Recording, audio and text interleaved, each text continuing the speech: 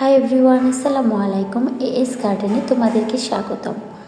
আমি বেশ কয়েকদিন যাবৎ ভাবছি শীতকালীন ফুল গাছ কিনবো, কিন্তু সময়ের অভাবে কিনতে পারছিলাম না।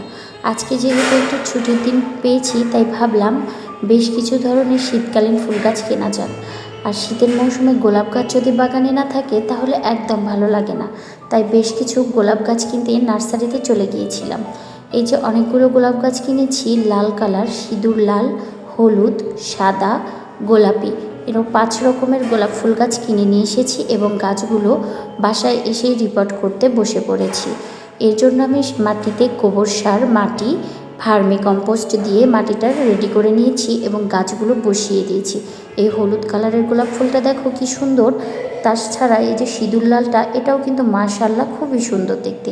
এছাড়াও চন্দ্রমল্লিকাও কিনেছি, সাদা চন্দ্রমল্লিকা এবং গোলাপি কালারের চন্দ্রমল্লিকা। আমার কাছে তো এটা খুবই ভালো লেগেছে। তোমাদের কোনটা ভালো লেগেছে কমেন্ট করে জানিয়ে দাও।